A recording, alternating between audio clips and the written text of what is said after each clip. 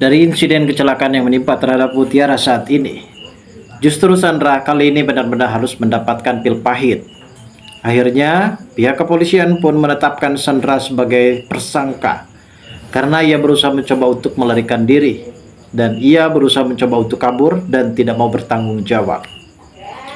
Tentu, CCTV lalu lintas pun sempat terdeteksi dan pada akhirnya pihak kepolisian berhasil menemukan titik kunci terang dan para saksi yang sempat dikumpulkan kalau ternyata mobil yang berplat nomor sekian ternyata itu adalah mobil milik Sandra. Dan akhirnya Sandra kali ini benar-benar diinterogasi oleh pihak kepolisian dan sepertinya ia juga benar-benar tak bisa berkelit lagi terkait masalah insiden kecelakaan yang menimpa terhadap Mutiara. Memang pada saat itu Mutiara pun yang hampir saja mengetahui guys soal orang tua kandungnya. Namun ada saja terkait masalah pemberitahuan soal kedua orang tua kandungnya, pasti ada saja sebuah cobaan, sebuah penghalang, hingga pada akhirnya sampai detik ini pun Mutiara belum juga bisa mengetahui siapakah orang tua kandungnya. Karena pada saat itu Pak RT sempat ingin mengatakan kalau ternyata ayah kandungnya adalah Pak Aditya. Secara tiba-tiba si Sandra ini mengendarai mobilnya yang tidak konsentrasi karena mungkin ia pun disibukkan dengan rasa kecemburuannya kepada Kenjo yang diperhatikan oleh Mutiara. Pada akhirnya ia pun sempat oleng karena ada seorang pengendara ojek online yang melintas di depan mobil Mutiara, maksudnya Sandra, dan akhirnya Sandra pun membanting setir dan ternyata memang pada saat itu Mutiara sempat bertemu dengan Pak RT di pinggir jalan. Dan salahnya Mutiara ini kenapa harus bertemu bersama Pak RT di pinggir jalan? Seharusnya Mutiara ajak dulu Pak RT bisa ngobrol bareng nih di depan kafe milik Dikta. Dan ternyata memang rencana yang seharusnya penonton tahu kali ini sempat diundurkan kembali karena memang ini tidak sesuai dengan kriteria penonton dan seharusnya memang Mutiara juga sempat mengajak Pak RT untuk berdiskusi berdua alias ngobrol empat mata. Namun ternyata memang skemanya harus seperti ini dan akhirnya terjadilah insiden kecelakaan terhadap Mutiara sampai Mutiara pun mengeluarkan darah yang cukup lebih banyak dan pada saat itu Mutiara pun langsung dilarikan ke rumah sakit. Dan punya kabar kalau ternyata Mutiara harus segera dioperasi karena mengeluarkan darah yang cukup lebih banyak dan di sini sepertinya Ibu Rianti akan mendonorkan darahnya. Dan akhirnya di sini juga Ibu Rianti akan segera mengetahui kalau ternyata Mutiara adalah anak kandungnya sehingga ia pun sempat memeluk Mutiara ketika Mutiara masih kritis. Lalu bagaimana alur cerita yang akan terjadi selanjutnya nanti? Namun sebelum lanjut juga guys ke pembahasan dan alur videonya, bagi kalian yang baru saja bergabung dan menemukan channel ini, alangkah baiknya bantu channel ini dengan cara tekan tombol like, komen, dan subscribe-nya. Dan hidupkan juga tombol lonceng notifikasinya agar kalian tak ketinggalan info-info menarik dan terupdate seputar sinetron ini. Dan namun sebelumnya juga mari kita mendoakan kepada seluruh kru dan pemain agar sehat selalu serta doakan sinetron ini kedepannya semakin menarik lagi agar supaya bisa bertahan di rating yang paling teratas.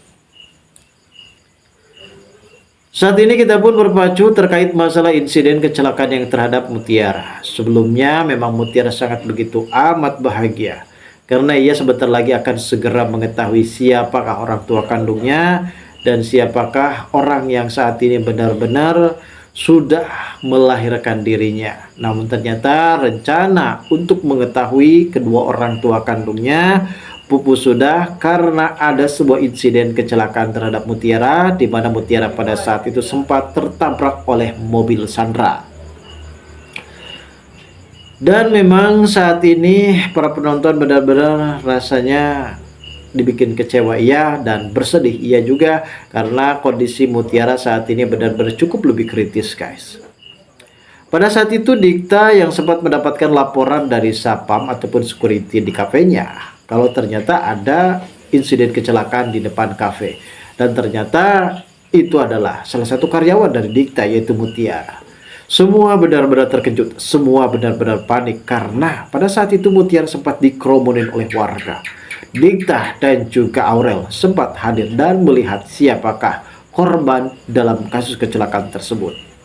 Dikta di sini tidak akan tinggal diam. Ia pasti akan memastikan siapakah pelaku sesungguhnya yang sudah membuat Mutiara seperti ini, dan pada akhirnya Dikta pun di sini akan mengusut tuntas kejadian ini kepada jalur hukum dan ia akan segera melaporkan semuanya kepada pihak kepolisian.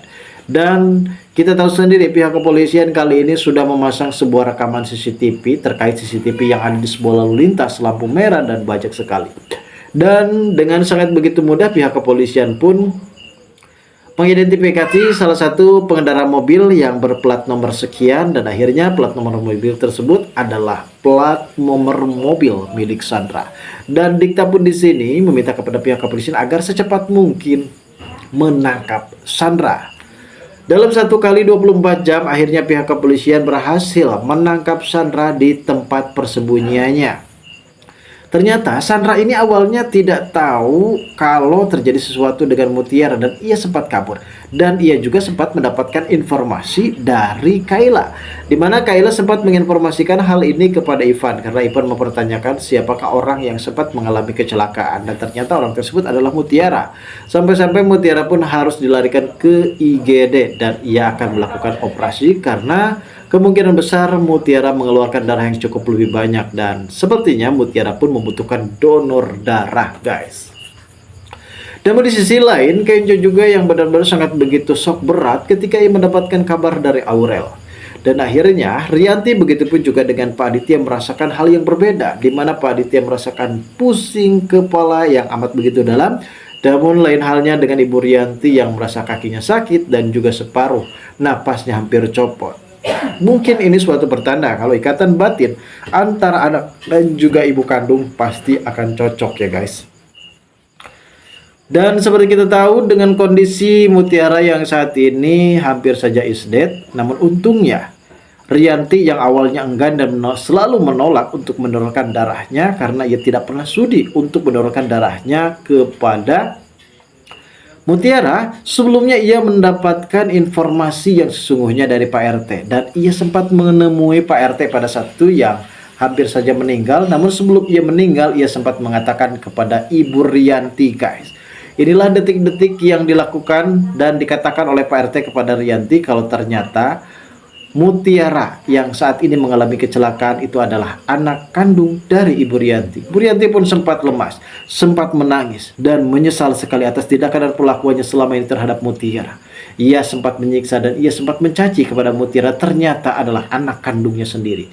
Ia dengan sangat begitu bersikeras dan akhirnya ia pun mau mendonorkan darahnya. Sampai-sampai ia pun lemas dan rela mati demi bisa mendapatkan maaf dari Mutiara. Dan akhirnya dalam 1 hari 24 jam akhirnya Mutiara pun kembali siuman dan akhirnya di sini Rianti pun memeluk Mutiara.